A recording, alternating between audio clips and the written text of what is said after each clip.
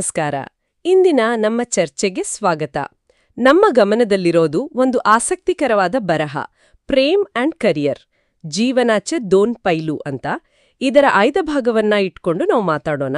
ಅಂದ್ರೆ ಇವತ್ತಿನ ಕಾಲದಲ್ಲಿ ಪ್ರೀತಿ ಮತ್ತು ವೃತ್ತಿಜೀವನ, ಈ ಎರಡೂ ದೊಡ್ಡ ಶಕ್ತಿಗಳು, ಇವುಗಳ ನಡುವೆ ಒಂದು ಏನಂತಾರೆ ಸಮತೋಲನ ಹೇಗೆ ಸಾಧ್ಯ ಅನ್ನೋದನ್ನ ಅರ್ಥ ಮಾಡ್ಕೊಳ್ಳೋಕೆ ಪ್ರಯತ್ನಿಸೋಣ. ಮೊದಲನೇದ್ ನೋಡಿ, ಈ ಬರಹದಲ್ಲಿ ಒಂದು ಮುಖ್ಯವಾದ ವಿಷಯ ಗುರುತಿಸಿದ್ದಾರೆ. ಇತ್ತೀಚೆಗೆ ಮದುವೆ ವಯಸ್ಸು ಅದು ಸಾಮಾನ್ಯವಾಗಿ 25-30ಕ್ಕೆ ಬಂದಿದೆ ಅಂತ. ಇದು ಕೇವಲ ಒಂದು ನಂಬರ್ ಅಷ್ಟೇ ಅಲ್ವಲ್ಲ, ಈಗಿನ ಸಮಾಜ, ಜೀವನ ಶೈಲಿ ಎಲ್ಲ ಬದಲಾಗ್ತಿರೋದನ್ನ ಇದು ತೋರಿಸುತ್ತೆ, ಹೌದಲ್ವಾ? ಖಂಡಿತ ಹೌದು. ಇದು ತುಂಬಾನೇ ಮುಖ್ಯವಾದ ಒಂದು ಗಮನ. ಯಾಕಂದ್ರೆ ಆ ವಯಸ್ಸಿಗೆ ಬರೋಷ್ಟರಲ್ಲಿ ಸಾಮಾನ್ಯವಾಗಿ ಜನ ಜೀವನದಲ್ಲಿ ಒಂದು ಹಂತಕ್ಕೆ ಬಂದಿರಬೇಕು, ಒಂದು ಸ್ಥಿರತೆ ಬೇಕು ಅಂತಾರಲ್ಲ, ಆ ಬರಹದಲ್ಲಿ ಹೇಳಿದ ಹಾಗೆ ಸೆಟ್ ಆಗಿರಬೇಕು ಅನ್ನೋ ಒಂದು ನಿರೀಕ್ಷೆ ಇರುತ್ತೆ. ಇದು ಒಂದು ಮುಖ್ಯ ಕಾರಣ ಅಂತ ಮೂಲ ಲೇಖನ ಹೇಳುತ್ತೆ. ಆದರೆ ಇಲ್ಲಿ ಸೆಟ್ ಅಂದರೆ ಬರೀ ಆರ್ಥಿಕವಾಗಿ ಮಾತ್ರನ, ಅಥವಾ ಅದಕ್ಕಿಂತ ಹೆಚ್ಚಿಗೆ ಏನಾದರೂ ಇದೆಯಾ? ಅದನ್ನು ಸ್ವಲ್ಪ ಯೋಚನೆ ಮಾಡಬೇಕು. ಭದ್ರತೆ ಮತ್ತೆ ಸ್ವಲ್ಪ ಭಾವನಾತ್ಮಕ ಪ್ರಬುದ್ಧತೆ ಎಲ್ಲವೂ ಸೇರಿರ್ಬೋದಲ್ವಾ? ಆದ್ರೆ ಈ ಸ್ಥಿರತೆ ಹುಡುಕೋವಾಗ ಪ್ರೀತಿ ಸಂಬಂಧವನ್ನ ಹೇಗೆ ಉಳಿಸ್ಕೊಳ್ಳೋದು, ಬೆಳೆಸೋದು, ಅದು ದೊಡ್ಡ ಸವಾಲು ನಿಜಕ್ಕೂ. ನಿಖರವಾಡಿ ನೀವು ಹೇಳಿದ್ದು ಸರಿ. ಇಲ್ಲಿಯೇ ಆ ಲೇಖನದ ಒಂದು ಮುಖ್ಯವಾದ ಒಳನೋಟ ಇರೋದು. ಅಂದ್ರೆ ಸಂಗಾತಿಗಳ ಮಧ್ಯೆ ಪರಸ್ಪರ ಗೌರವ ಇರಬೇಕು, ಒಂದು ಗಟ್ಟಿಯಾದ ಸಪೋರ್ಟ್ ಸಿಸ್ಟಮ್ ಇರಬೇಕು, ಮತ್ತೆ ಆಳವಾದ ತಿಳುವಳಿಕೆ.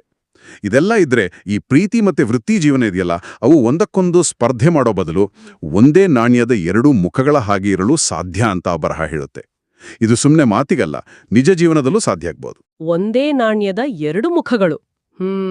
ಆ ಹೋಲಿಕೆ ಚೆನ್ನಾಗಿದೆ. ಅಂದ್ರೆ ಒಂದು ಮುಖ ಇನ್ನೊಂದನ್ನ ಇಲ್ಲವಾಗಿಸಲ್ಲ, ಬದಲಾಗಿ ಪೂರ್ಣ ಮಾಡುತ್ತೆ ಅನ್ನೋ ಹಾಗೆ. ಆದ್ರೆ ನಿಜ ಜೀವನದಲ್ಲಿ ಇದಿಷ್ಟು ಸುಲಭ?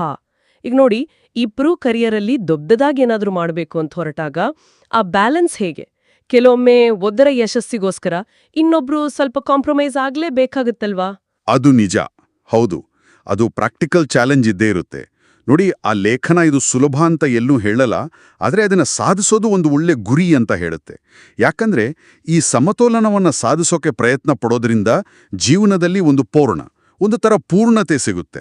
ಬರಹದಲ್ಲಿ ಹೇಳಿದಾಗೆ ಪೂರ್ಣ ನಾಣ್ಯ ಸಿಕ್ಕಿದಾಗೆ. ಅಂದ್ರೆ ಕಾಂಪ್ರಮೈಸ್ ಮಾಡಬೇಕಾದ ಸಂದರ್ಭ ಬಂದರೂ ಅದು ಇಬ್ಬರ ಒಪ್ಪಿಗೆಯಿಂದ ಒಬ್ರಿಗೊಬ್ರು ಅರ್ಥ ಮಾಡ್ಕೊಂಡು ಆಗ್ಬೇಕು, ಸುಮ್ಮನೆ ಒತ್ತಡದಿಂದ ಅಲ್ಲ. ಆ ಸಂಬಂಧದಲ್ಲಿ ಒಂದು ಕೊಡುಕೊಳ್ಳುವಿಕೆ ಇರಬೇಕು. ಹಾಗಾದ್ರೆ ಇದರರ್ಥ ಯಶಸ್ವಿ ಸಂಬಂಧಕ್ಕೆ ಮತ್ತೆ ವೃತ್ತಿಯಲ್ಲಿ ತೃಪ್ತಿ ಕಾಣೋಕ್ಕೆ ಈ ತಿಳುವಳಿಕೆ, ಸಹಕಾರದ ಮನೋಭಾವ ಎಲ್ಲ ಅಡಿಪಾಯ ಇದ್ದಾಗೆ. ಅಂದ್ರೆ ಈಗಿನ ಕಾಲದ ಸಂಬಂಧಗಳಲ್ಲಿ ಸಿದ್ಧತೆ ಅನ್ನೋದು ಬರೀ ವ್ಯಕ್ತಿಗತ ಸ್ಥಿರತೆ ಅಲ್ಲ, ಜೊತೆಯಾಗಿ ಬೆಳೆಯೋಕ್ಕೆ, ಒಬ್ಬರ ಕನಸಿಗೆ ಇನ್ನೊಬ್ರು ಸಪೋರ್ಟ್ ಮಾಡೋಕೆ ರೆಡಿ ಇರೋದು ಕೂಡ ಹೌದು. ಹೌದು. ನೀವು ಹೇಳಿದ ಪಾಯಿಂಟ್ ಬಹಳ ಮುಖ್ಯ.